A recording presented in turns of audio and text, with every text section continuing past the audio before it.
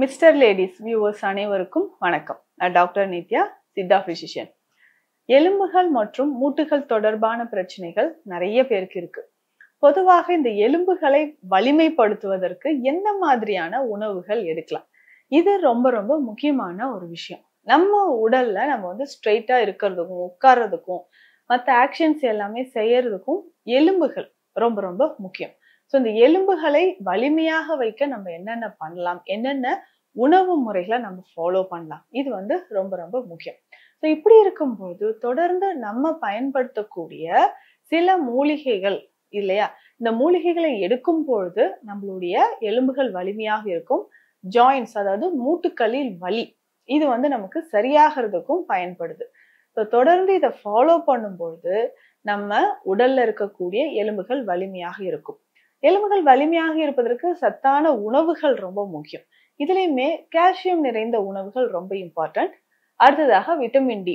Vitamin D அப்படின்னு சொல்லும்போது நம்ம சூரிய வெளிச்சத்துல கொஞ்ச நேரம் நிற்கும் பொழுதே அதனோட சத்துக்கள் நம்ம உடல் உட்கிரகிச்சுக்கும். ஸோ அப்போ விட்டமின் டியும் நமக்கு முக்கியம். அதே மாதிரி இரும்பு சத்து நிறைஞ்சிருக்கணும். இது எல்லாமே இருந்ததுன்னா நமக்கு எலும்புகள் வலிமையாக இருக்கும். இதற்கு ஏற்ற மாதிரியான மருந்து முறைகள் என்ன அப்படின்றத நம்ம தெரிஞ்சுக்கலாம். பொதுவாக மருந்து முறைகள் அப்படின்னு சொல்லும் பொழுது நம்ம தினம்தோறும் பயன்படுத்தக்கூடிய சில மருந்து முறைகளும் இருக்கு. ஸோ இதுல ஜாயிண்ட் பெயின், மூட்டு வலி, தோள்பட்டை வலி, இடுப்பு எலும்புகளில் ஏற்படக்கூடிய வலி, இதை சரி செய்யறதுக்கு நம்ம என்ன பண்ணலாம்? பேசிக்கா இந்த கஷாயத்தை தினம்தோறும் குடிக்கும்போது உடலில் அதிகமான ஆற்றல், முக்கியமாக கால்சியம் குறைபாடு நமக்கு சரி செய்யப்படுது அப்படின்னு சொல்லலாம். பேசிக்கா இந்த கஷாய பொடியில என்னென்ன மூலிகைகள் அடங்கி இருக்கு, இது ரொம்ப ரொம்ப முக்கியம். ஸோ மூலிகைகள் அப்படின்னு சொல்லும்போது எலும்புகளை வலிமையாக்கணும், முக்கியமாக வாதத்தை சமநிலைப்படுத்தணும். வாதம் அதிகமாக இருக்கும் பொழுதுதான் மூட்டுகளிலும் வலி நமக்கு அதிகமாக தெரியுது. அப்போ மூட்டுகளில் இருக்கக்கூடிய வலியை குறைக்க நம்ம என்ன செய்யலாம், வாதத்தை குறைக்க நம்ம என்ன செய்யலாம், இதுல பேசிக்கா பயன்படுத்தக்கூடிய ஒரு முக்கியமான மருந்து முறை தான் இப்ப நம்ம பார்க்க போறோம். இதுல சேர்ந்திருக்கக்கூடிய மூலிகைகள் என்ன அப்படின்றதும் தெரிஞ்சுக்கலாம். முதல்ல மாவிலங்கு பட்டை. இந்த மாவிலங்கு பட்டை அப்படின்னு சொல்லக்கூடிய மருந்து பொதுவாகவே நமக்கு உடல்ல வாதத்தை குறைக்கக்கூடியது. கால்சியம் டிஃபிஷியன்சி அப்படின்னு சொல்லக்கூடிய பிரச்சனைகளுக்கோ, மூட்டு வலி, மூட்டு எலும்பு தேய்மானம், இந்த மாதிரி பிரச்சனைகளுக்கு இது ரொம்ப ரொம்ப யூஸ்ஃபுல்லா இருக்கக்கூடிய ஒரு மூலிகை தான் இந்த மாவிலங்கப்பட்டை. ஸோ இந்த மாவிலங்கப்பட்டையை நம்ம எடுத்து வச்சுக்கணும். ஸோ இதனோட வேற என்னென்ன மூலிகைகள் சேர்க்கணுன்றதும் நான் சொல்றேன்.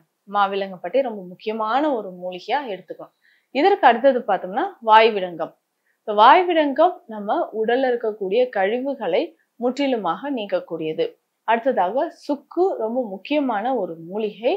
உடனடியாக வலிகளை குறைப்பதற்கு சுக்கு பயன்படுது.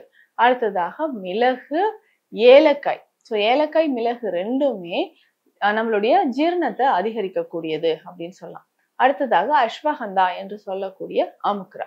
ஸோ இந்த அமுக்ரா கிழங்குமே என்னன்னா மூட்டுகளில் இருக்கக்கூடிய வலியை நமக்கு குறைக்க ஆரம்பிக்குது.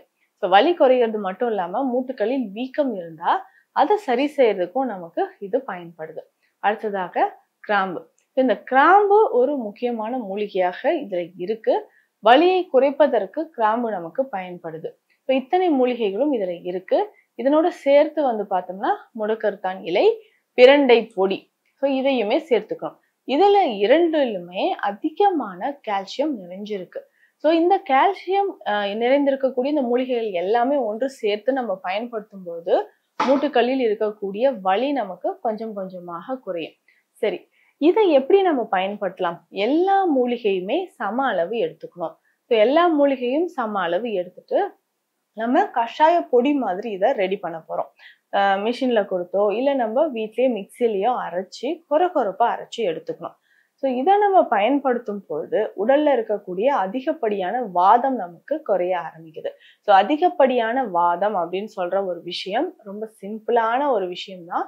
என்னன்னு பார்த்தோம்னா மூட்டுக்களில் வலி, மூட்டு எலும்புகள் தேய ஆரம்பிக்குது, இடுப்பு எலும்புகள் வலிகள் தேய ஆரம்பிக்குது, இடுப்பிலிருந்து கால் பகுதி வரைக்கும் நமக்கு நரம்புகள் பாதிக்கப்பட்டு வரக்கூடிய சயாட்டிகா அப்படின்னு சொல்லக்கூடிய பிரச்சனை.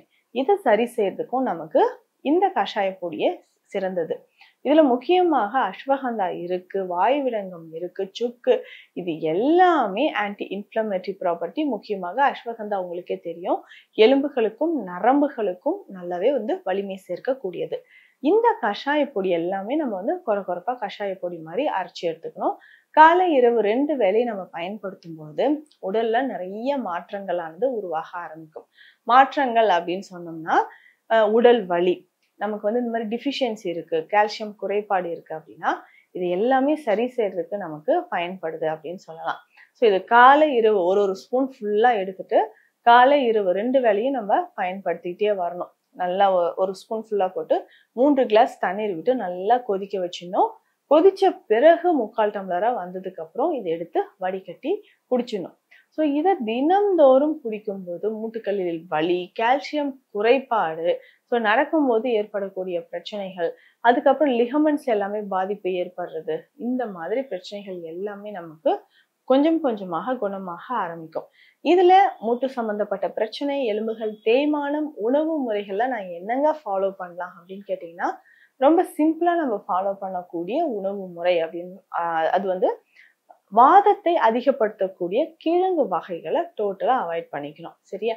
அதற்கு அடுத்ததாக கீரை வகைகள், வல்லாரை, முடக்கத்தான், முருங்கைக்கீரை, இது எல்லாமே நம்ம சேர்த்து சாப்பிடும்போது உடல்ல இந்த கால்சியம் குறைபாடு நமக்கு நிவர்த்தியாக ஆரம்பிக்குது.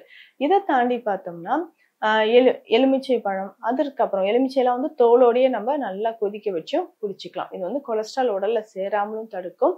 அதே மாதிரி நமக்கு டைஜஷன் ப்ராப்ளம் இருந்தாலும் இந்த ப்ராப்ளத்தினால அது சரி செய்யறதுக்கும் நமக்கு பயன்படுது. சரி, இதற்கு அடுத்தது உணவு முறையில அதிகமான கசப்போ காரமான உணவுகள் சாப்பிடுறது, இது எல்லாமே நம்ம அவாய்ட் பண்ணிக்கணும். முக்கியமாக ப்ரிசர்வேட்டிவ்ஸ் இருக்கக்கூடிய உணவுகள், இது எல்லாமே தவிர்த்துட்டு சத்தான உணவுகள், சிறுதானியங்கள் அந்த மாதிரியோ இல்ல காய்கறிகள் நிறைய சாப்பிடும்போது ஈஸியா நமக்கு ஏற்படக்கூடிய வலியானது, மூட்டுக்களில் இருக்கக்கூடிய வலியானது குறைய ஆரம்பிக்கும். ஸோ மூட்டுக்களில் வலி இருக்கு, கால்சியம் குறைபாடு இருக்கு அப்படின்னா நான் சொன்ன இந்த எளிமையான வழிமுறையை ஃபாலோ பண்ணுங்க, நல்ல பெனிஃபிட் இருக்கும். மீண்டும் அடுத்த பதிவில் சந்திக்கலாம். நன்றி.